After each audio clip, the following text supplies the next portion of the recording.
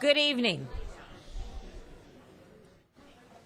and welcome to the February 4th, 2013 meeting of the Los Gatos Council, Parking Authority, Successor Agency.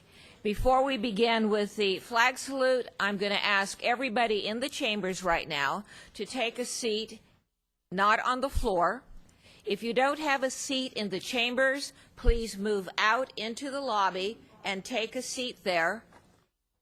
And there are still people in the doorway, and we will not get the meeting started until everyone is either seated in the chambers or outside and not seated on the floor.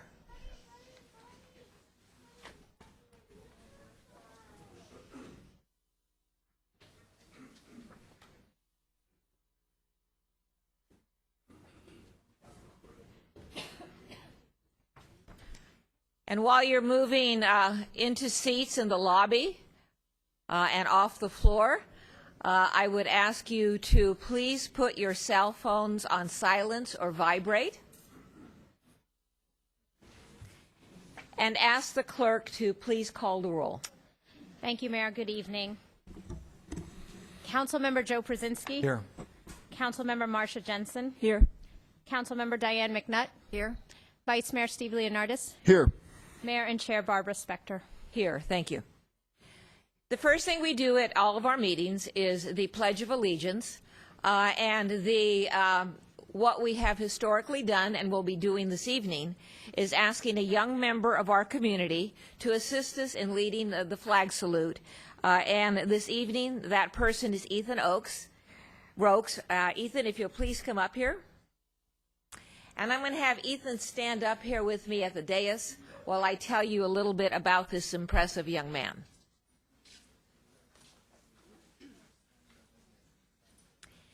Ethan is a fourth grader at Alta Vista Elementary School. His favorite subjects in school are language arts and science. He is a Weebelo 1 in Scouts. This is a rank in Cub Scouts Pack 358. He earned Aquanaut, is that right? Not. And Citizens badges.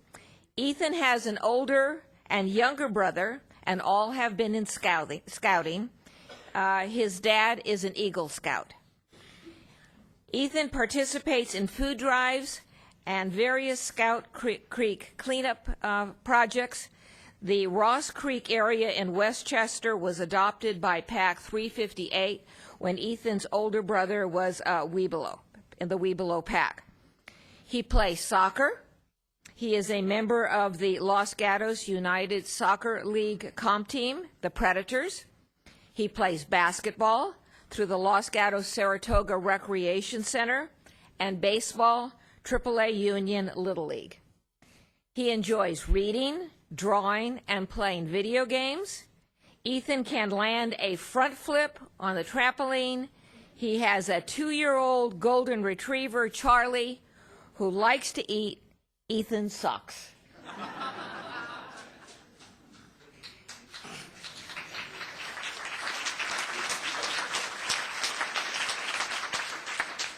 So is all of that true? Mm-hmm. Okay, so would you please stand while Ethan leads us in the salute to the flag? Will everybody please take their hats off?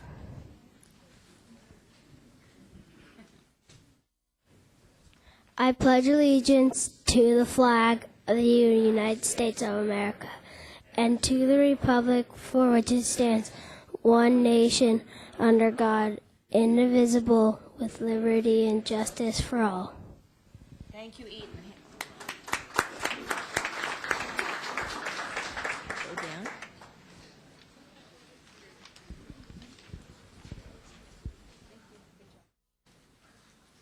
Let me give you your gift.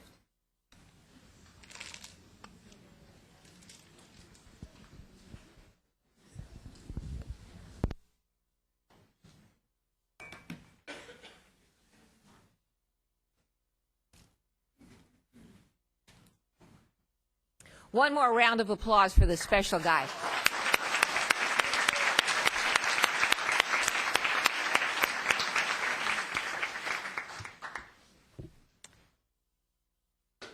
ask the town mayor for a closed session report. On behalf of the town attorneys, there was no closed session announced tonight and no closed session held. There is no report. Thank you. I can tell that many of you know how we proceed here, but if anyone who intends to speak this evening on any matter, I'm asking you to please fill out one of these cards, give them to our clerk over here, and she will make sure that I have them. So again, if you intend to speak this evening on any subject, please fill out one of these cards and give them to me. And I can see no one's shy on doing that this evening.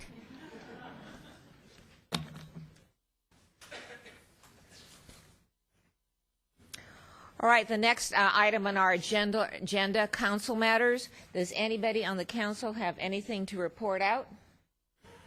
Seeing no one, then I will. Along with the vice mayor, I attended Art in the Council Chambers on Thursday, where we honored the high school students who painted the artwork you see in the council chambers this evening. Along with the manager, I attended the mayor-manager's West Valley meeting, where we had a report out from the Valley VTA, and also we had the mayor's report out on their environmental actions. And then lastly, at our last meeting, there were people on verbal communications who raised issues about love locks and how they were being removed from the Main Street Bridge, which is true. However, I also said that I would get back to you, and I am pleased to announce that the Museums Association, Mr. John Agg, who is representing them here this evening, has issued a press release stating that the Museums Association will be reinstalling those love locks, I think, between 6 and 9 p.m. on February 13th, the day before Valentine's Day. I know that's a really nice thing, but in order to get through this agenda tonight, I'm going to have to ask you to just no clapping, please. So without clapping, to let you know that we will be reinstalling, the museums will be reinstalling those love locks, and you will be getting more information from the museums and from Mr. Agg. Manager matters. Mayor's member of the council, just to highlight, there was one desk item submitted for the consent calendar, and that's item number 1 on your agenda regarding the minutes. And the only other manager matter tonight is to introduce Library Manager Heidi Long to inform the council and community of events coming up this next week on the 1-year anniversary of the opening of the new Los Gatos Library. Ms. Long? Good evening, everyone. It's very nice to be here and see all of your faces. I wanted to let you know that the Los Gatos Library will be celebrating its first anniversary on February 11th. We are very, very excited about this. Since opening its doors, you can see these fabulous statistics. The new library has been welcomed enthusiastically by the community. With more people using the library than ever before, it has become a bustling community gathering space. Check out these statistics. You can see that our new library card holders, which is my favorite statistic, up 170%. So that means new people are coming to the library and using library materials. Can you move to the next slide? Great. So to celebrate this first year of the new library, the town, along with the Friends of the Library, will be hosting a series of programs from Sunday, February 10th to Saturday, February 16th. With the Silicon Valley Reads author, music, treats, readers' theater, honeybees, poetry, and more. There should be something for everybody to enjoy. For a complete listing of programs, you can visit our website here, and we hope to see all of you there. Thank you. Thank you. Now, all right, third time's a charm. You're only going to have me say it twice. At this point in our agenda, we have the consent items. These items will all be acted upon in a single motion unless someone from the council or someone from the audience pulls an item from our consent calendar. Looking to the council first, does anyone want to pull an item from the consent calendar? Seeing no one, is there anyone from the audience that wishes to pull an item from the consent calendar? Seeing no one, I will look to the council for a motion. Mr. Vice Mayor? Move to approve the consent calendar inclusive of the desk item. Second. All right, we have a motion and a second. Discussion? Hearing none. All in favor? Aye. Aye. Opposed? Passes unanimously. Thank you.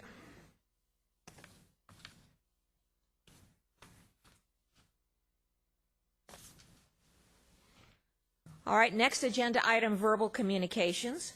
Oh, I'm sorry. Do we have anything else on the successor agency options? We do not. Did we have a desk That was item on part that? of the consent calendar. All right, did we have a desk item on that? No, we did not. Okay, thank you. All right, verbal communications. This is the opportunity for anyone in the audience who wishes to address us on any item not on our agenda to come forward. Again, I would ask you to fill out a card. I do have one card, and so I'm calling up Maureen Jones.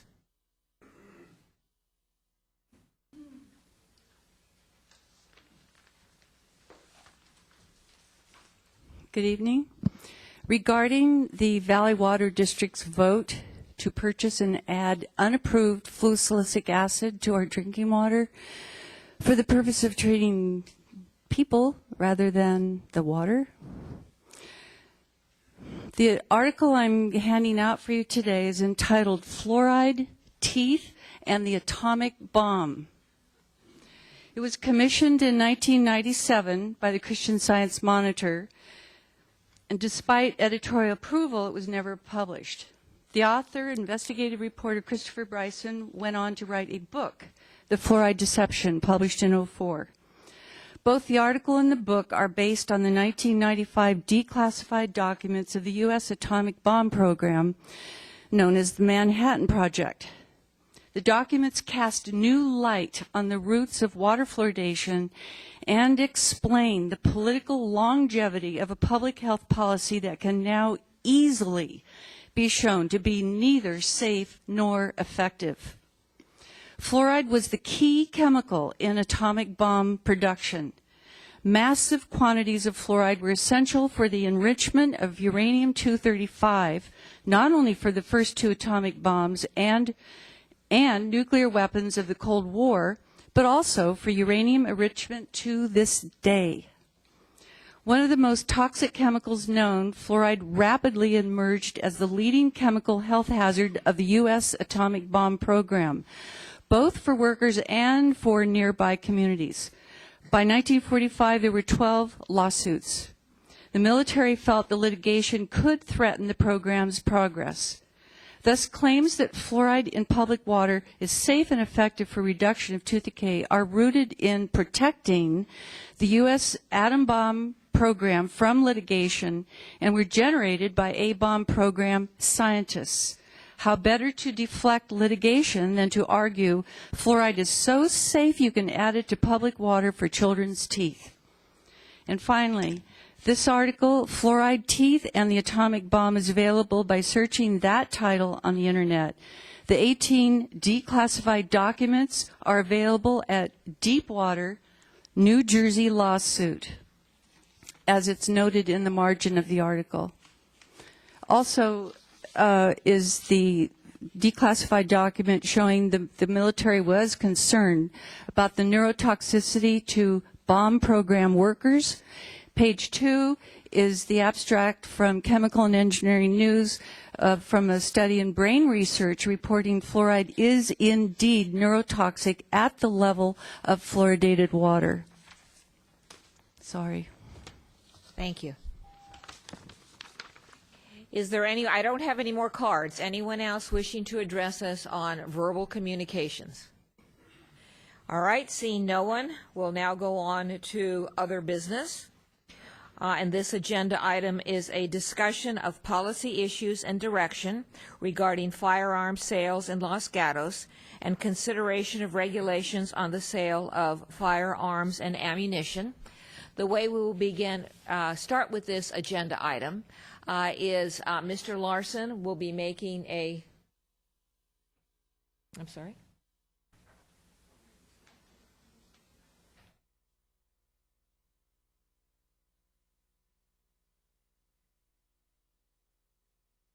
Is there a question from the Vice Mayor? Thank you, Mayor Spector. I was thinking we had the second quarter investment report. Are we having a presentation on that, or was that? That, Madam Mayor and Mr. Vice Mayor, that was part of the consent calendar that was previously approved. Thank you. Thank you. All right, going to the, we'll have the manager will be making the report on this agenda item. The council will then have council members will then have the opportunity to ask questions of staff, and then we will move to the public hearing, and when we get to that, I will go over the process that we'll be using for that. So, Mr. Larson? This discussion was requested by the mayor at one of the council meetings in December in anticipation of extensive public comment requesting a public discussion about firearms in Los Gatos.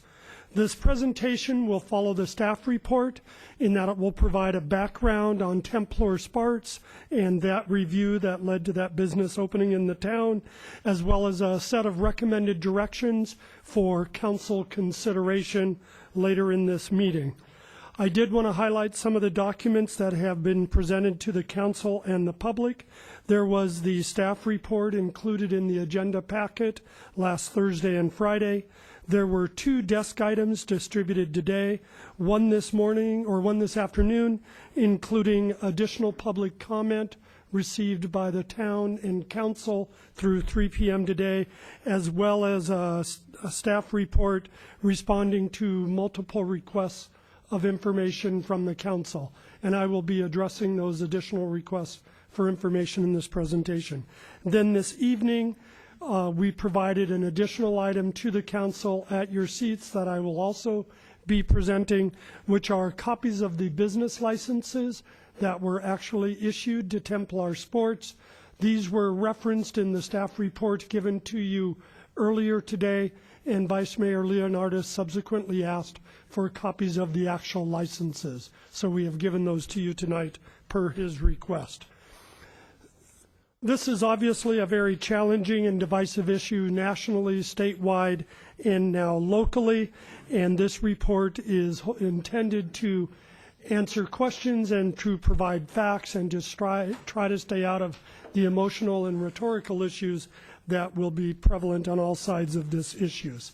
Starting off, as we did in the staff report, on the sale of firearms and ammunition, the state Supreme Court has ruled that federal and state laws prevail over local laws, most recently in a San Francisco case overturning San Francisco's voter-approved prohibition on all firearm sales. And that was viewed by the courts, the Superior Court, Appeals Court, and Supreme Court as preempting state law, which local law cannot do. There are currently no existing town codes or regulations related to the sale of firearms, with one exception. We do have a restriction on gun sales to minors, but that restriction is actually less restrictive than state law, so state law again prevails. Firearm sales have occurred previously in Los Gatos. We have anecdotal information of firearm and ammunition sales occurring both downtown and on Los Gatos Boulevard. We have documentation of 2 prior home-based businesses that are no longer active, and we also have 2 other federal firearm licensees who have been permitted by the federal government in prior years, but do not have current business licenses and appear to be inactive in the town of Los Gatos. The first step for any business in almost every jurisdiction is to pay its business tax. This is often called a business license. It is not a discretionary license or permit.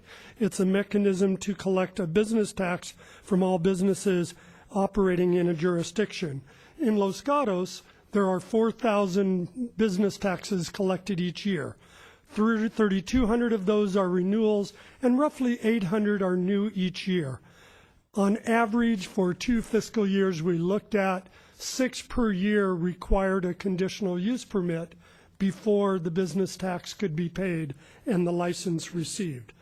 The process is such that a business owner comes down to our finance department here near community development and submits an application.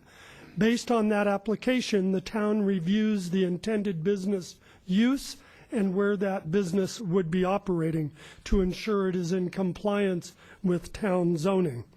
Upon that review and approval, the business pays its tax and receives its license. That is a non-discretionary taxing process by the finance department. In Templar's case, assuming the slide advances, they applied on June 21st for their business license, identifying themselves as Sporting Goods Retail and Repair on the business license application. That was reviewed in the next process I'll describe on the next slide in a moment, and the business license was returned or approved on that same day, and the business license sent out within a week, which is our normal timeline for most business licenses where it is in a zoning where the use is allowed.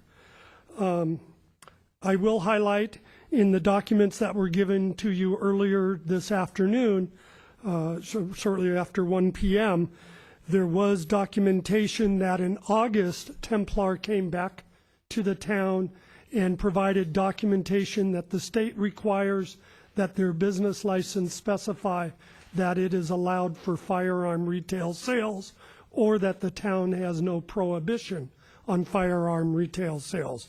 As I mentioned on the prior slide, there is no prohibition in the town code on firearm retail sales, so that revised business license was issued in August on the 28th, 29th, right at the same time as they were coming in for their design review. The certificate of use and occupancy is the process used by many jurisdictions and Los Gatos through its community development department to review any new business to ensure compliance. Staff reviews the proposed use against the town code and the building code. If it is allowed by right, it is approved automatically. If the use is not allowed, then it is either denied or it is referred to the appropriate planning process for subsequent staff, planning commission, and council approval. That is the standard process. So a typical business coming into the front counter, let's say it's for a hardware store, would come to the counter. If it's a non-formula store and it's of a certain size, it could be in downtown or on the boulevard, it would turn in its application for a business license. That business license internal verification would go to CDD. That would then generate a request for a certificate of use of occupancy, and we would review to make sure that business is proposed for an address where the zoning is appropriate for that use as specified by the town code. In this case, retailing is explicitly allowed in the town code at 611 University, which is the address of Templar Sports. Prior to 1977, that was in a light manufacturing zone where retailing that was linked to the manufacturing was the only retailing that was allowed. However, based on a unanimous council vote in 1977, that zoning that covered 611 University was changed to a commercial industrial zone, and retailing was allowed explicitly by right in the town code with no conditional use permit, no requirement for a public hearing, and no discretionary action by the town in that zoning. Police review. The police, under the current town code, do not have any authority or discretion regarding firearms retailers. Nonetheless, Templar Sports has submitted to voluntary reviews, and police believe they are exceeding current state and federal standards. Questions have also been raised regarding an off-duty officer involved in Templar Sports, and as I documented in the staff report, I did want to mention that there has been explicit direction to that officer to keep any and all private business activities separate from public role, resources, and involvements. So here's the chronology on Templar Sports. The week of June 18th, there was an informal discussion with the police chief prior to the federal firearms license application, prior to any lease being signed, prior to the zoning having been reviewed. And 3 days later, the applicant applied for and received their business license through the process I described previously. Then in August, early in the month, there was an electrical permit issued for internal work. That is simply a building code review that is ministerial for safety and compliance with the building code. Then at the end of the month, there is a submission for an architecture and site permit, which was strictly for minor modifications to the exterior of the building.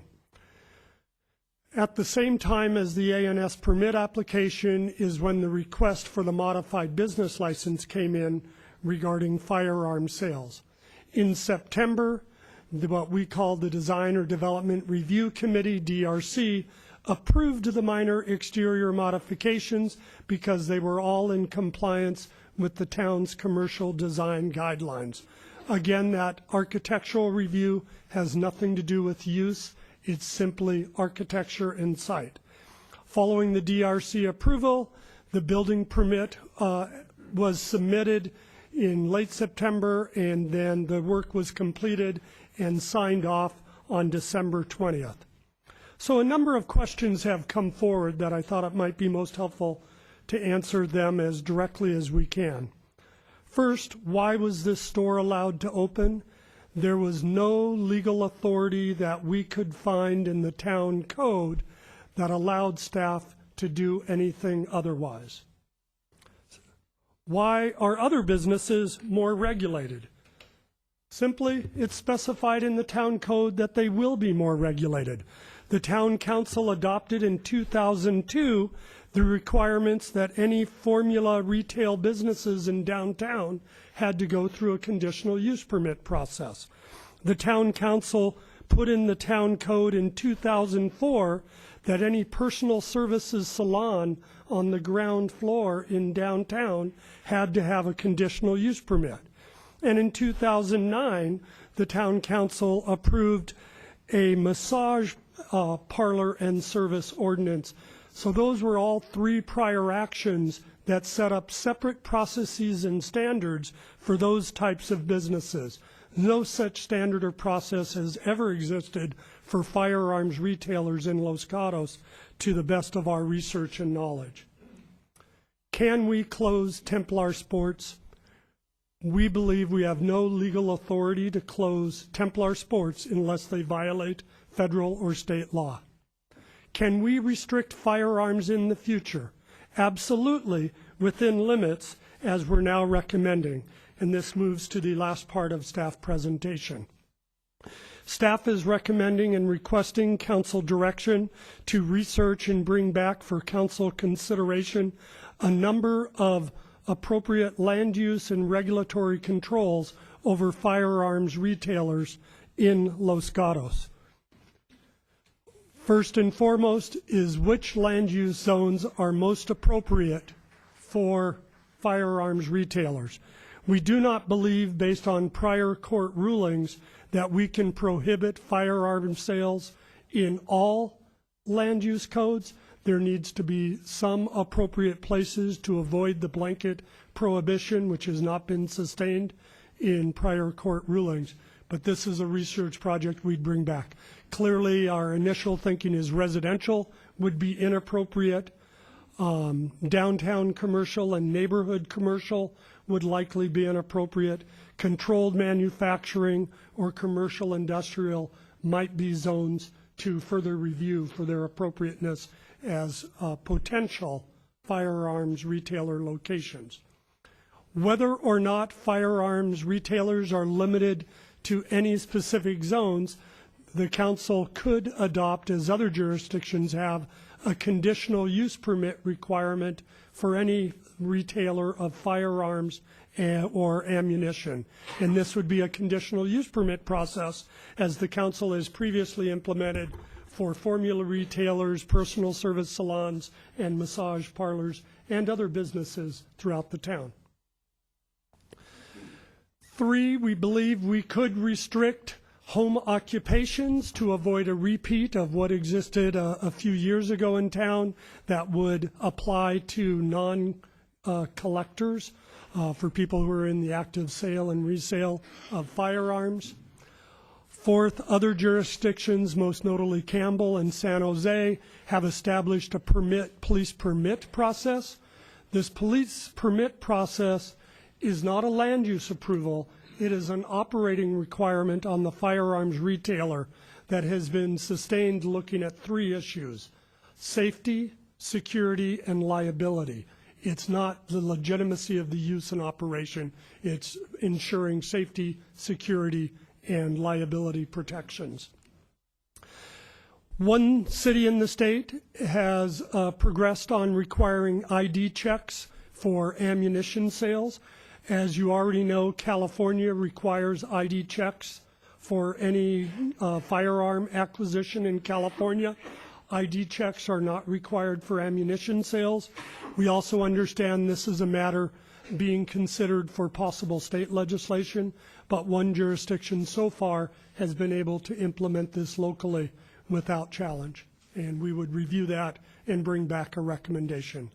Last, a nonprofit organization out of San Francisco working with a national organization called Mayors Against Firearms is recommending jurisdictions and is providing draft ordinances that require the reporting of lost and stolen firearms within 24 hours. So staff is recommending, requesting your direction to pursue any or all of these the council is comfortable with, and to bring back the fruits of that research probably in a 3 to 4 month time frame based on decisions you'll make on February 19th regarding workload assignments and distributions. If we were to proceed with all or even most of these, Los Gatos would move from being one of the jurisdictions that has historically to date had the least regulation and restriction of firearms to being one of the jurisdictions in California that has the most regulation and restrictions on firearms sales and ammunition. So in conclusion, given the lack of action by prior councils, we believe neither staff nor the town council had or have any legal authority or discretion to deny, restrict, or delay Templar sports. However, the town can follow the lead of other local jurisdictions in establishing appropriate new standards and requirements for the future. That concludes staff's report. Thank you, Mr. Larson. Looking to the council, questions for Mr. Larson? All right, I don't see any there, so I have some. I just want to circle back on what you were saying. It seems as though we have 2 permits from at the town level. The architecture, not the architecture and site, but the occupancy, I guess it is architecture and site, and the business license, is that correct? There are 3 documents that were issued by the town, well, plus building permits, so you could actually say 4 for Templar Sports. All right, and then from the state, there was what? I know there's the federal firearms license, the acronym is FFL, federal firearms license, and I'm not sure what the title of the authorization from the state is. Chief or attorney? The State of California Department of Justice issues a centralized firearms dealer and dealer inspection program, and they have a licensure submission acknowledgement, and then they issue ultimately a certificate of eligibility. All right, and that was the state? Yes. Now, do any, in all the materials that we've received, I see reference to various uses. Normally, it talks about retail sales, but I've also seen reference to training. I've seen reference to modifying firearms, machine shops, gunsmithing. What is it that under the documentation that we have to date that Templar is allowed or not allowed to do? They are allowed, it's a retail store, and so obviously they can sell merchandise, and there could be some repair. There would be no manufacturing type facilities going on. All right, and the retail is clear to me. The repair would be by virtue of one of the documents they submitted to the town. Is that correct? Their original business license said sporting goods retail and repair, and so repair was explicitly called out in their original business license application. And then, so that carried through to all the documentation? It was repeated again when the 2013 business license was issued as provided to you tonight, and then that was modified for firearms sales. When we talk about sales, are we talking about sales that include mail order sales or internet sales, or do you know? I don't believe anything in our current practice or codes differentiates. And then you also talk about, these names have been sort of thrown around, the business being called Templar Sports. Is that the entity that can sell, or is it an individual? There are multiple levels of review that I've seen in the documents submitted.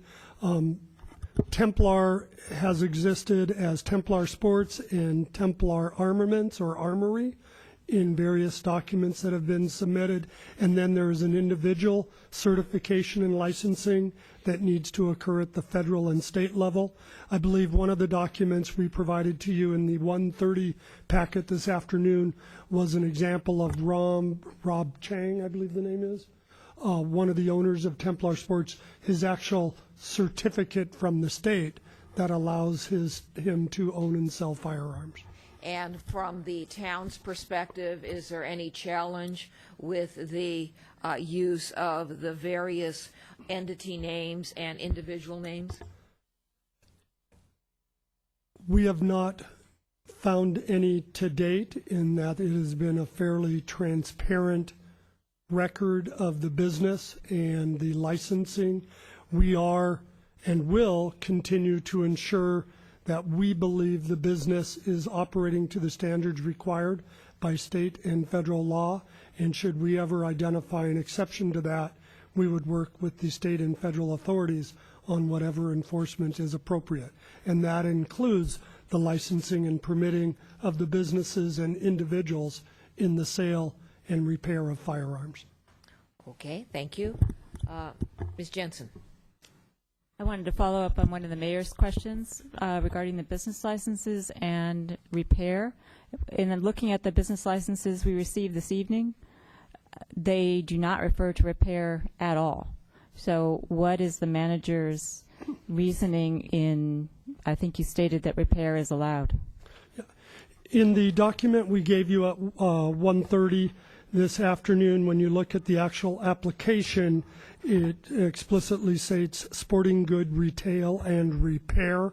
That a summary title was used on the business license is not atypical. I would look for Jen Calloway for our finance manager, for any expansion of that answer. That's correct. Mayor, So what you're saying could we ask is for the hand mic as needed? Pamela, if you could get the hand mic, thank you. So if I understand your response, all of the applications, and we received many at 1:30 this afternoon, are incorporated into the final license? Am I understanding your answer correctly? The original license was sporting good retail and repair. We had nothing in the town code that required them or required us to specify whether it was firearms or not. They came back, and under state law, they felt there had to be either a letter from the town stating that we had no restrictions on firearm retail, or that had to be noted on their business license. When it was noted on their revised business license, we took out the prior reference and substituted the firearm reference. It could have been additive instead of substitution.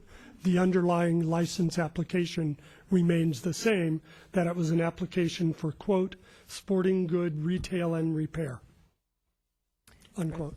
Ms. Jensen?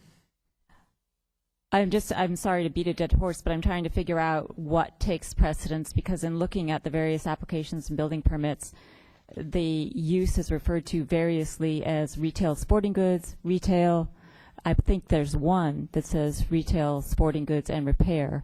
I don't think until staff was notified that that the owners wanted the business license to specify that firearms were contemplated to be sold, and there was no regulation against it. That's the first time that firearms shows up in any document of the town. Is that right? We do have a documentation of the mayor's or the chief's informal meeting with the Templar Sports ownership that identified it was going to be a probable firearms retailer. To be clear, for the community development department sign off, it was for sporting goods retail and repairing. For the business license application, it was for sporting goods retail and repair. For the certificate of use and occupancy, it was retail sporting goods. So that was the language submitted by the applicant. One final, Madam Mayor. Ms. Jensen? So, Mr. Larson, for the record, I just want to make sure the chief's email that you're referring to on June 18th was not a public official document of the town. That was simply sent to town staff. Is that correct?